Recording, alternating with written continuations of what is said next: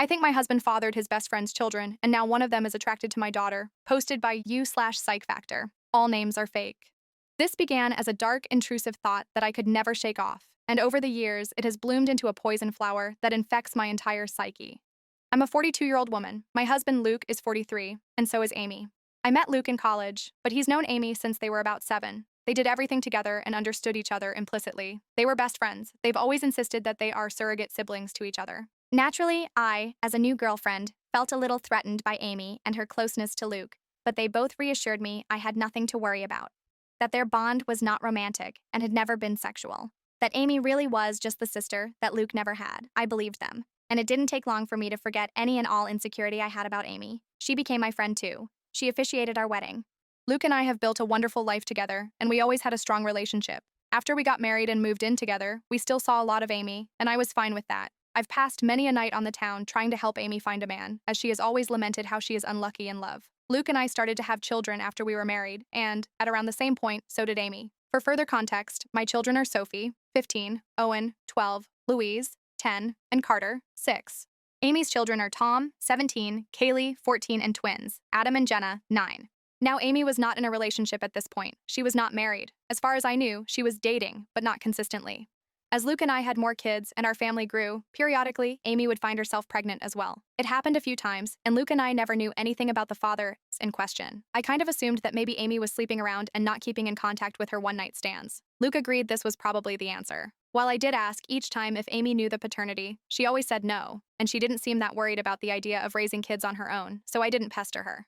Of course, she had us to support her, so there was that. While Amy never asked for any help, of course Luke was never going to let his best friend struggle to stay afloat when she had children to raise. Financially, we are very fortunate and privileged. I have a job that pays handsomely, and Luke also had wealthy parents who already knew and loved Amy, so they were happy to provide for her. My in-laws defy all stereotypes. They are the kindest and gentlest people. So we were able to support Amy, to get her somewhere to stay with her kids. People might be tempted to call her a leech, but I never saw it that way. None of us did. She needed help, and we could provide it. I also know people are going to criticize her for her lack of responsibility and question why she never used more reliable birth control.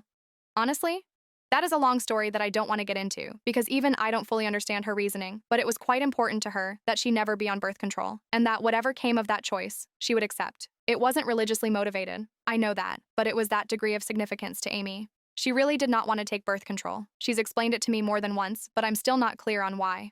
Of course, Amy being Luke's best friend since they were kids, it's not unreasonable that sometimes they hang out together while I'm not there. Hey, that's fine. Sometimes I hang out with Amy one-on-one as well, though Luke does it more. She was his friend first. This included him going over to where she was staying, and at times, sleeping over there. Was I a fool to trust him and believe nothing was going on? Perhaps. But for years, they presented as being buddies, like siblings. I didn't pick up on any vibes between them, not ever. As one can expect, our children were brought up together. Not in the same house, our home is decently sized, but even we don't have the room for 8 kids. But we made sure Amy's children met ours from a young age, and they always got along, and strong bonds of friendship have formed over the years, which is good. Especially if I'm right, and they share blood. I've been dawdling getting to the main point. Yes, I have come to suspect that Luke fathered at least one of Amy's kids, if not all of them. Frankly, I do suspect they are all his. I would never have believed my husband to be capable of such a thing, and he's given me no indication that he is the unfaithful sort. But he does spend a lot of time with Amy, and I have to confess I cannot remember seeing her with any real boyfriend over the years. She would talk to men at bars and parties. I would try to be her wingman and so on, but nothing ever seemed to really happen. So when she got pregnant the first time, I was curious. When it happened again and again, I began to wonder if she had some sort of secret fella who she didn't want us to know about for whatever reason. But I couldn't think of any reason why she would hide him, especially from her children. After Carter, our youngest, was born, Luke and I agreed that the time had come for him to have a vasectomy. Amy's twins had come just a couple of years prior. Of course, after the procedure, Luke and I continued to make love, but I no longer had to think about pregnancy. Meanwhile, Amy never got pregnant again after the twins. Is it a coincidence that Luke had a vasectomy and then both of us stopped getting pregnant? I don't know, but Luke would still visit her, and he wasn't just going to see her, but checking up on her children as well. In general, I should have paid more attention to it sooner, but Luke has always acted like a father to them, especially as they've gotten older. He's the father they never had. He doesn't neglect me, or our children, not one bit. He's doing double duty. On its own, the idea that he is a surrogate father to Amy's fatherless children isn't inherently suspicious. One could call it noble, but it combines with a lot of other little things. There is appearance as well. I won't go into specifics of hair color, eye color, or unique physical traits because I'd rather limit the identifying factors of the people involved and keep this whole thing as vague as possible. But suffice it to say, Amy's children, they certainly look like they could be Luke's. Kaylee has a very unusual allergy that Luke also has. The twins look very much like him, Adam in particular. The older Tom has gotten, the more of Luke I can see in his face and personality. While their race doesn't matter, the reality is that Luke is a different race than Amy, and Amy's children look pretty biracial. I could easily believe their father is the same race as Luke. Doesn't mean Luke has to be the father, but it sure seems like it. I have never voiced my anxieties to either Amy or Luke. I don't want to be the bad guy, and guilty or innocent, I already know they would flatly deny my accusations and be hurt by them. Imagine if that drama reached the ears of my kids or Amy's kids. Either way, Luke continues to spend time with Amy and her children, just as her children spend time with mine. I have hinted to Luke that I feel needy for more attention and wish he wouldn't give as much to Amy, but he either missed my cues or pretended that he missed them. I don't want to push this idea that he's favoring her, because it's not even really true. He's never neglected me for her. I can't shake the feeling that Luke and Amy have been intimate before, likely numerous times. So far as I know, Amy never really wanted to be a mother either. She wasn't opposed to it, and when each of her children came into the world, she instantly fell in love with them. But motherhood was never really a major part of her life plan or identity. In the grand scheme of things, when we would talk about the future, she would sometimes mention a husband and children, but it never seemed like something she had her heart particularly set on. So I don't think this is a case of Luke just giving Amy children. I doubt that was the motive for the infidelity. That would have been a side effect. I've been letting this go and turning a blind eye for years. It was a dark thought in the back of my mind after Kaylee's allergy was discovered, but I dismissed it. Got worse after the twins were born. I dismissed it. Then, when Amy stopped having babies, I wanted to feel reassured by that. But Luke had gotten a vasectomy, so if anything, that made my anxiety worse. There have been nights that I wished the twins were younger, that they had come along after Luke's procedure. It's been twisting me into knots for a long time, but I don't want to be the one who rips our family apart, especially since, technically, I could be wrong. Except now, I'm very afraid, because in the last few months, we've had a new development in our kids' social circle. Tom, Amy's eldest, asked Sophie out. Sophie, my eldest. She's really blossomed over these last few years and become quite the outspoken beauty, so I'm not shocked to see she's getting male attention. But Tom asking her out had me thrown. Sophie said no, but only because I'm quite protective when it comes to her exploring dating, and she knew she'd have to ask me first. I could tell she was flattered and intrigued by his interest and wanted to say yes. She approached me to talk to me about it. Bless my girl, she did everything right. I think she expected I would see things her way and agree that she could date Tom. Much to her surprise, I very firmly said no. That caused a bit of conflict. She didn't even want to date him that badly, she just couldn't understand why she wasn't allowed to, and I couldn't explain it to her. All I could come up with was, he's too old for you, which he is. But it's not really about that. When Amy and Luke heard, I was so very curious to see what their reactions would be. If either of them had agreed with Sophie and tried to convince me that the two of them should be allowed to date, I think I would have been relieved and taken that as proof that I was wrong about something going on between them. Wrong about who fathered Amy's children. But the ambiguity continued. They took my side. Both of them put their foot down, though not as fiercely as I did. Luke agreed with me, but he also worried that trying to forbid such a romance would only make Sophie want it more. He's probably right about that. Amy seemed more apathetic to the idea. She didn't want Tom to date Sophie either, and she backed me up, but I don't know, she just wasn't taking it as seriously. She seemed to think it was a fleeting crush. Well, it wasn't.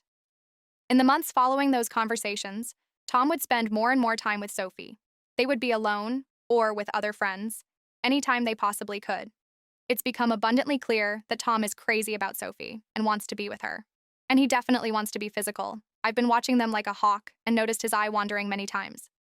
And while I'm doing everything I can to kill this budding romance in the crib, I also am feeling somewhat powerless. Sophie hasn't outwardly defied me, she's still just hanging out with Tom as friends. So forcing them to stop spending time together would be unreasonable, and probably encourage more sneaking around. But I'm so afraid that they're already doing that. My nightmare is that they're secretly dating and doing God knows what when no one is looking. I've observed Tom being rather handsy with Sophie, and she presents no objection whatsoever. And I just don't know what to say. I had considered trying to convince Sophie that Tom is like her brother, but if she doesn't see him that way, I don't really have the power to rewrite their emotional dynamic or the history of their friendship. I always saw Amy and her children as being like family, but my kids might see Amy's kids more as best friends. The problem is, of course, that if my husband has indeed been carrying on an affair over the years, and I'm right about the paternity of Amy's children, then Tom and Sophie cannot be anything more than friends under any circumstances. End of discussion. It can never happen. I feel powerless to stop it, though. Luke has apparently talked to Tom about this, as has Amy, but he is unrelenting, and he won't give up on Sophie. I think she enjoys that attention and devotion.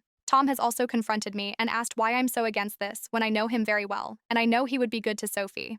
I didn't know what to say other than to fall back on her being too young for him. But that won't work forever. If, God forbid, they're still attracted to each other in a few years, then they'll pursue this with abandon, and once they're legal adults, there's nothing I can do about it. Amy and Luke agree with me that Tom cannot date Sophie, but that's all they've really done. They feel just as powerless as me to prevent teen love. It genuinely feels sometimes like they've just given up and will bury their heads in the sand about this. Just do nothing and hope the feelings pass as Tom and Sophie get older, which, yeah, they're in high school. It's unlikely Tom will be in love with Sophie forever. But my fear is that she'll let him do something intimate with her before that time comes, something neither of them can take back. I am this close to opening a door I cannot close. This close to screaming at Luke that all this wouldn't be happening if he hadn't cheated on me these many years, if he hadn't been all but raising a second family with his surrogate sister behind my back. Now Luke's son wants to sleep with our daughter, his actual sister, because as far as he knows, she's just his childhood friend, and it's all Luke and Amy's fault for what they've done. If I speak up, everything gets blown to hell. On the off chance that I am wrong, I'm a horrible monster who accused the love of my life and one of my closest friends of doing something horrible. If I'm right, it still tears our entire structure apart. The family and social unit we've become over the last several years is gone, and everyone will be stressed and upset even if Luke and I don't divorce. If I do nothing, Sophie's eventually going to sleep with Tom and be his girlfriend. And I'm low-key terrified it will happen sooner than later, or worse, that it's already happened under my nose. I hope to hell this relationship fades as they mature, but what if it doesn't? What if they wind up being together for years? What if they marry, want to get pregnant someday? And if I tell Sophie the truth about Amy's kids, then everyone else finds out too, and that's going to ruin so many lives. It would shatter my kids' perception of their father and their Aunt Amy. Luke is Owen's hero. I don't even want to think about how much this would hurt him. And what about Amy's children? They are innocent. They didn't ask for this. They don't control where they came from, and I don't want to hurt them. Admittedly, I'm not happy with Tom at the moment. A week ago, I saw him put his hand on Sophie's butt, and I wanted to knock his teeth out. But even he doesn't deserve to be burdened by the knowledge that it's his half-sister he's been fantasizing about. It's all so messed up, and I don't know what to do. I've been looking the other way, and letting my husband and his best friend insult me for such a long time now. I thought I could live with it. But this business with Tom and Sophie has me distressed. Update, 3 days later. First of all, wow. I did not expect my post to get as much traction as it did. I was half worried that someone in my family or social circle might find it, especially when someone alerted me that the post had been shared to Facebook. But as far as I can tell, no one in my family has seen it. I want to thank all of the kind commenters who wished me well. To those who were more frustrated with my indecision, I get it. But I was operating with an uncertain situation, and the stakes were incredibly high. I feel like no matter what choice I made, something could and likely would go wrong.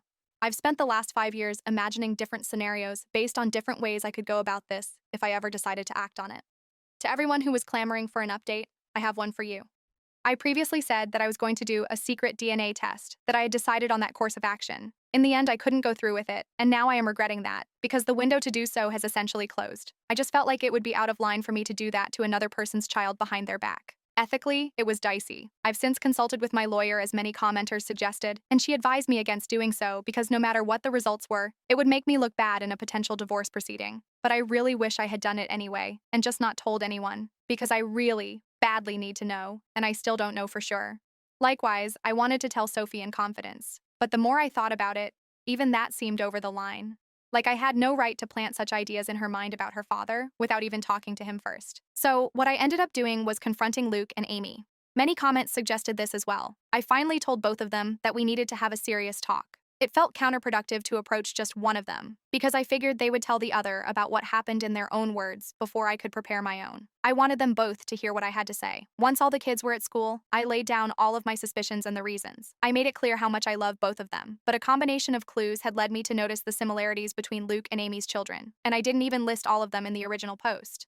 For example, Luke has been a sleepwalker in the past. So have Sophie, Tom, and Adam. I said over and over how much they meant to me and how I didn't want to believe it.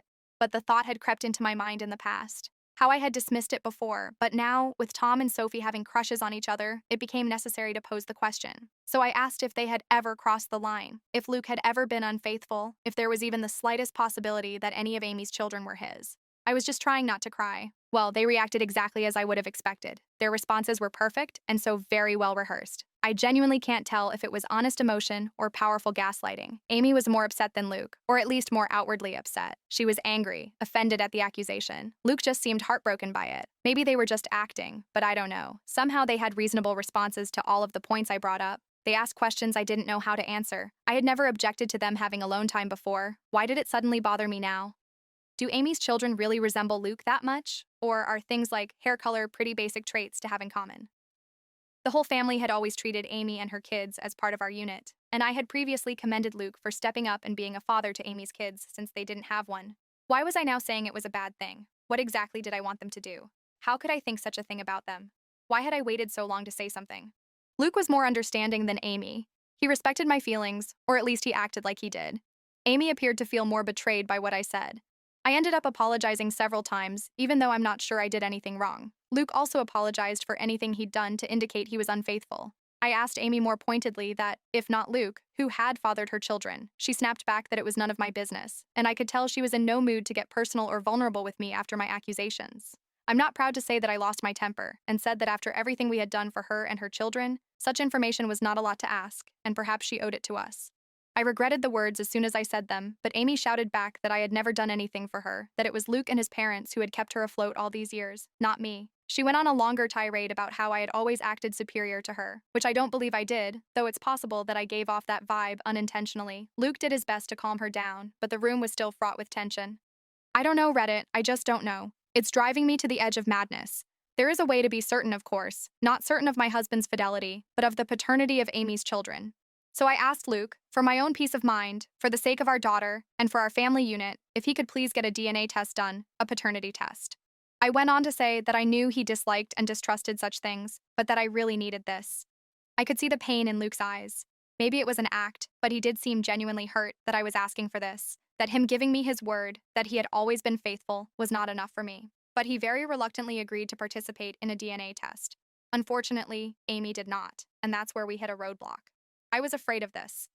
But Amy was infuriated at the whole concept and told me in no uncertain terms that I would not be getting samples of her children's DNA and basically told me to get lost for asking several times in several variations. I pressed Luke, and honestly, he was a bit useless, but probably right. He tried to convince Amy, but she wouldn't hear of it, and he kind of shrugged to me when I pushed him for further support. Because he can't force her to get the test done. If she refuses, that's really a dead end. Trust me, it is. I looked into this quite a bit and consulted with my lawyer. The problem is, Luke could, in theory, petition the court to demand a paternity test for Tom and the others. The issue is that, to do this, he'd essentially be claiming he slept with Amy, and he believes her children to be his. That would be the version of events he'd be maintaining. But Luke has staunchly insisted that nothing ever happened with Amy, that he never cheated on me. Whether or not he's being honest about this is another story, but he'd essentially have to go on record and make a claim that he isn't prepared to make. He is quite certain the children aren't his, and he has no intention of fighting for custody of them. So no judge is going to compel Amy to submit samples of her children's DNA. Tom is also old enough that his consent would be a factor. If both he and Amy refuse to participate in the test, it's unlikely that Luke would have a case. He'd have to target one of Amy's younger children, like say, one of the twins. But he doesn't want to do that. He doesn't want to take his best friend to court to prove something that, in his words, he already knows isn't true. Luke is asking me to please just let this go and trust him, because pursuing this will fracture everything. And according to my lawyer, it's not realistic anyway. For Luke to establish paternity, he would need to admit to an affair in the first place, and he's not doing that. And if he did, that would pretty much be all the proof I needed to be certain, even if I'd need more in a court case. I pestered him further about Tom and Sophie, insisted that I didn't want them dating. Luke agreed, and apparently Amy still agrees. Luke plans to have a talk with Tom and activate protective Papa Bear mode. Among other things, he's going to remind Tom that in a couple of months when he turns 18, him being intimate with Sophie will literally be a crime. I wouldn't actually press charges against him, as I know he'd never do anything against Sophie's will, but I'm not above implying the threat. Thankfully, Luke isn't either. I did ask him if he'd be open to potentially swiping a sample of Tom's DNA to do a private paternity test, but he was very hesitant about the idea. Like me, he viewed it as unethical.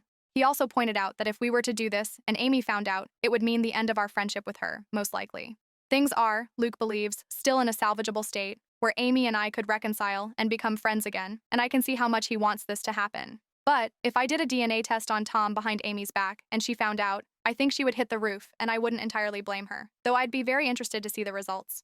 Luke ended up going to see Amy and spending the night. I know all of you are cringing and throwing up your hands, and trust me, I wasn't happy about it. That was a very long conversation, but he was adamant that he needed to perform damage control. So they spent the night together, with Luke maintaining that nothing happened.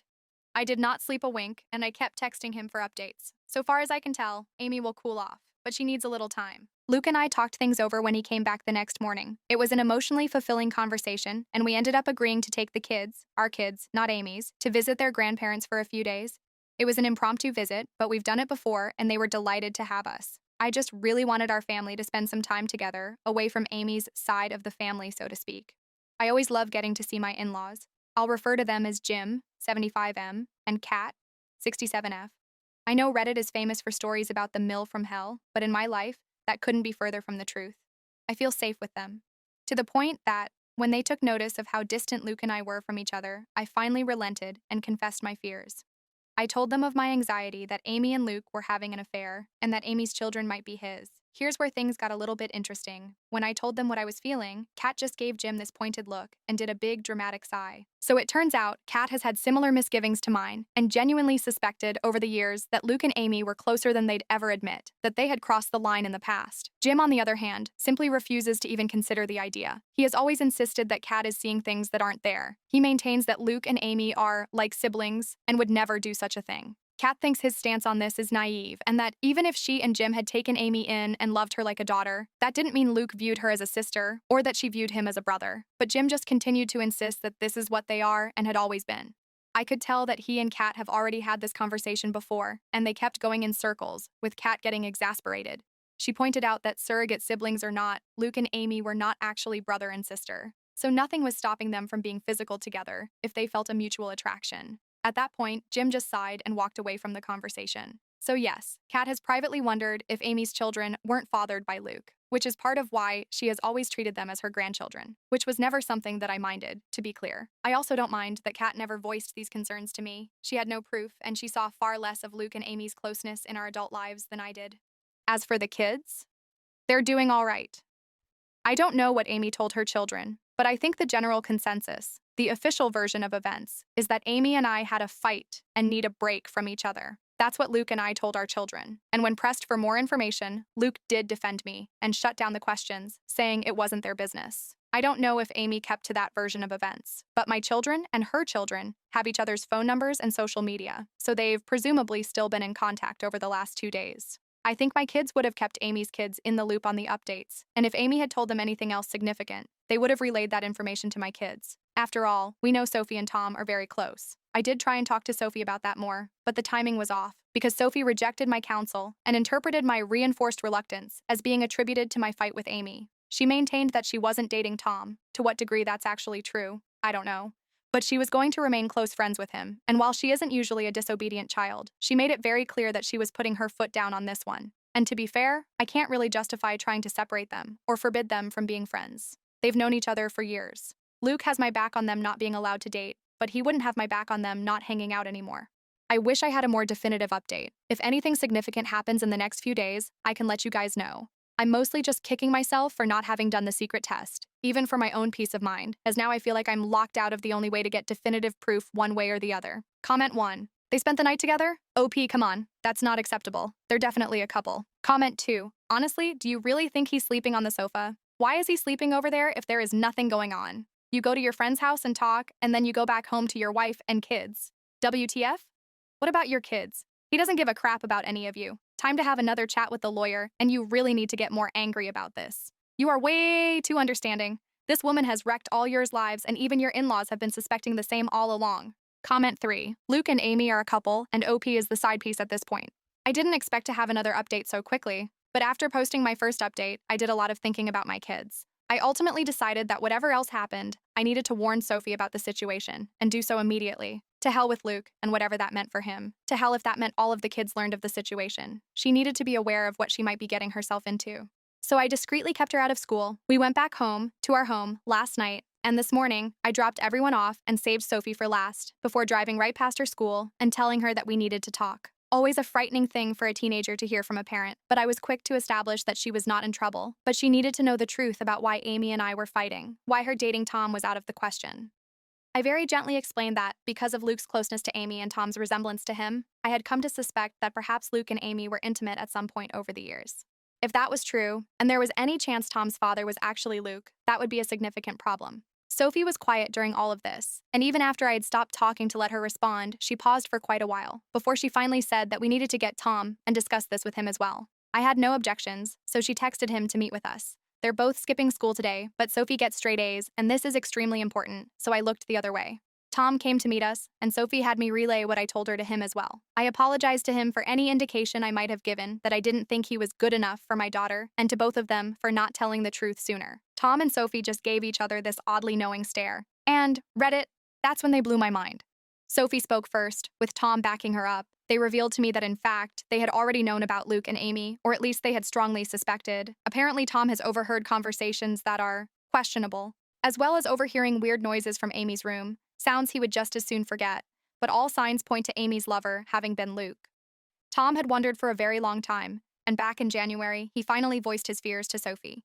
She agreed with them. She could also see a strange sort of closeness between her father and his mother. They agreed that Luke was likely having an affair. They agreed that, because of Kaylee's allergy, Luke might very well be her father. And if Kaylee was Luke's daughter, the rest of Tom's siblings could be Luke's as well. Tom could be Luke's kid himself. The math led them to the same places as me. So Sophie and Tom came up with a little plan. As it turns out, they are not in love. They never were. They're still just best friends. But they had the same instinct as me, that they didn't want to blow up our entire family and social unit without more direct evidence, which Tom has been working on acquiring. And though Sophie very badly wanted to tell me the truth, she was hesitant because she knew it would shatter me. She had no idea I was already suffering in silence. Sophie apologized for not voicing her suspicions sooner. Honestly, we both cried, and I made sure she understood that none of this was her fault, and that I loved her very much. So, the bottom line is, Sophie and Tom already know they could be half-siblings, and aren't actually interested in being a couple. That was their idea for how to rock the boat, to force Luke and Amy to do something about the situation, rather than just keep making a fool out of me. I also think it was Tom/Sophie's way of punishing them for their affair. Teenagers can be vindictive,